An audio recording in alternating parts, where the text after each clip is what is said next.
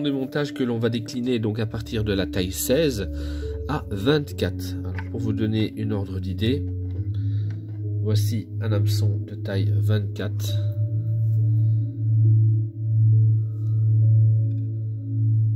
Voilà, donc faire des petits montages sur H24, donc de 16 à 24.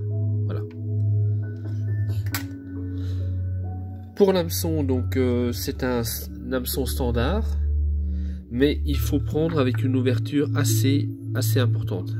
Voilà, vous le voyez bien, sans ardillon de préférence, c'est mieux, parce que quand vous utilisez des hameçons de petite taille, le fait d'écraser vos ardillons, vous fragilisez encore plus votre montage. Alors au niveau du montage, donc comme vous avez vu, on a besoin d'un tassel holographique.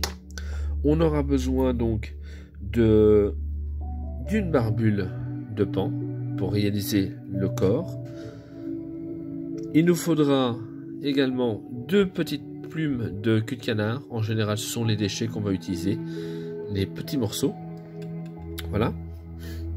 Et une soie de montage noire. Ici même 8-0 sur jusqu'à hameçon de 20. On peut largement faire du 8-0 si on minimise ses enroulements.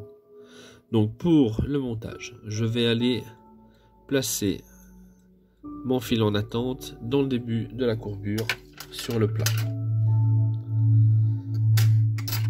Je vais venir placer mon tinsel holographique sur l'arrière. Donc je passe derrière, je remonte, je fais glisser, je laisse 1 mm devant et je fixe un petit peu dans le bas de la courbure.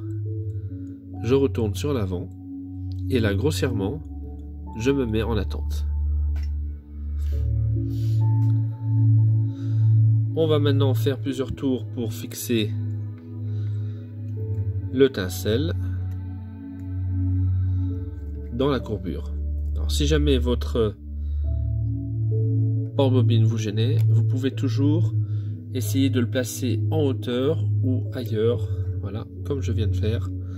C'est bien plus agréable pour travailler. Donc ça, il va falloir que soit vous avez un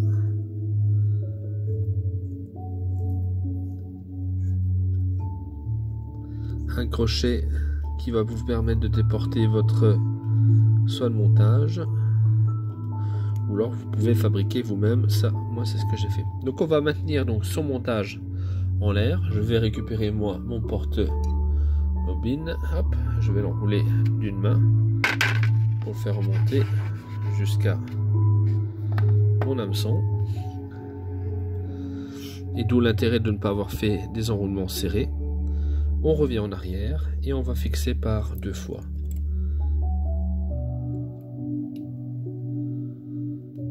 Voilà, bien solidement. On coupe tout de suite, on laisse un tout petit peu dépasser et on vient fixer maintenant notre barbule. Alors si possible, quand vous fixez votre barbule, essayez de fixer donc la partie bombée de votre barbule vers vous, donc la partie creuse vers l'intérieur.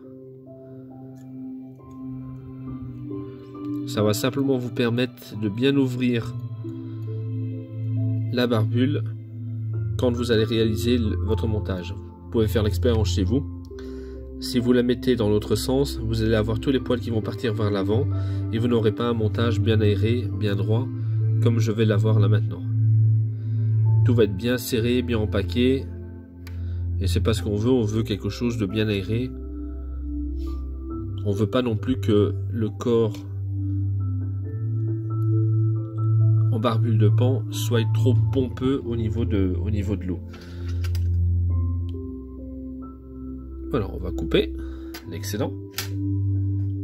On va tout de suite prendre nos 2 pointes de cul de canard, pointe à pointe, voilà, comme ceci, et on va rabattre toutes les fibres sur le devant.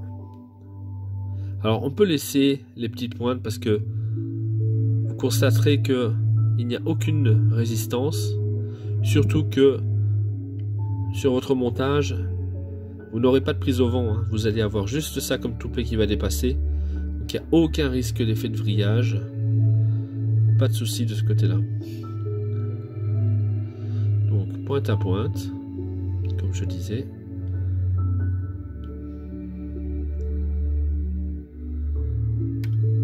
Et on va venir donc doser. Alors pour le placement, c'est simple. On vient le placer comme ceci. L'aile arrive au niveau de la courbure. Je maintiens de l'autre côté à plat. Et je vais venir faire un mouvement rapide mais leste. Alors leste, pourquoi? Parce que si je viens tout de suite serrer, je vais venir repousser mon cul de canard.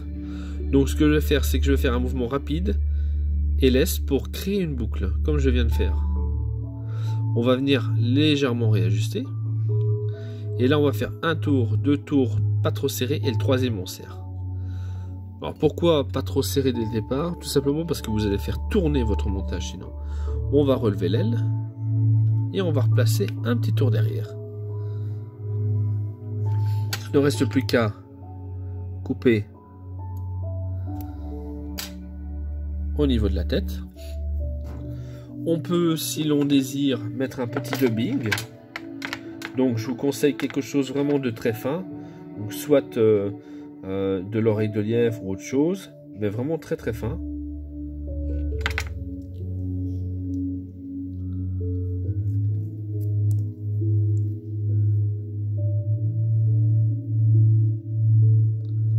Bien tourné sur votre soie de montage.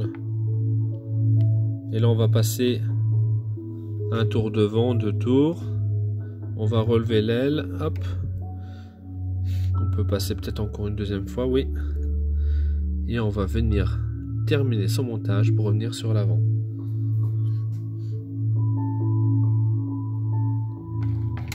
Il ne reste plus qu'à prendre son whip finish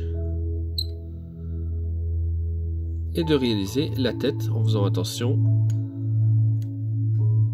à son œillet qui est très très petit. Alors, comme vous voyez, on évite de faire trop de tours. Il ne reste plus qu'à couper votre soie de montage, de dégager éventuellement un peu la tête, des poils disgracieux.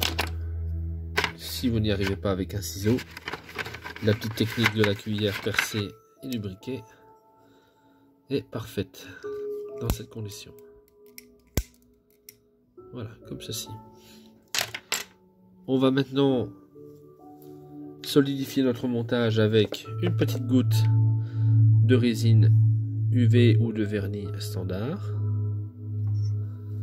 comme vous voulez, sur notre tête. Au-dessus, et une petite lichette en dessous, parce qu'en général, le nœud se termine en dessous.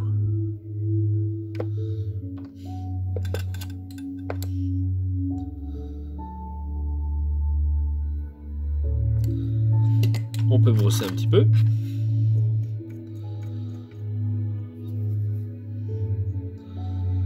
Et voilà notre montage qui est terminé. Donc, c'est un montage que, comme je l'ai dit, il faut réaliser donc de la taille 16 à la taille 24. Je vous conseille vivement de réaliser, de créer ce montage parce qu'il est vraiment très très prenant sur les ombres. Quand vous les voyez gober, en général ça ne pardonne pas. C'est inévitable, il monte dessus. Pourquoi du H24 au cas où si malheureusement vous aviez des ombres un peu trop tatillons. Donc ça je vous conseille de descendre en taille d'hameçon. De toute façon le gobage d'un ombre est tellement rapide que la visualisation de votre mouche, je veux dire, c'est pas qu'elle n'a pas d'importance, c'est que l'ombre gobe souvent au même endroit et se balade très très peu. Donc Donc c'est un poisson qui reste bien souvent calé au fond, légèrement surélevé quoi par rapport au fond, et vient chercher donc sa mouche, donc sa prise, non pas en allant vers elle, mais en se laissant tracter par le courant et en gobant sur l'arrière. Voilà la différence. Donc en général, quand vous voyez un ombre gober à cet endroit-ci, ne balancez pas votre mouche à cet endroit-ci, mais plutôt 2 mètres devant, 1,50 m, 2 mètres devant. Voilà. Alors que la truite, elle fera l'inverse, elle pourrait monter ou aller vers l'avant. Donc quand vous voyez un ombre gober, bien généralement, lancez bien en amont de son gobage, dans la même direction que lui, parce que ce poisson ne va pas s'amuser à partir à plusieurs mètres à gauche ou à droite. Il restera dans sa zone de confort et puis c'est tout. Bien généralement, hein. Attention, hein. Il y a toujours quelques petites exceptions. Voilà, j'espère que ce petit montage vous aura plu et au plaisir d'une autre vidéo. Salut!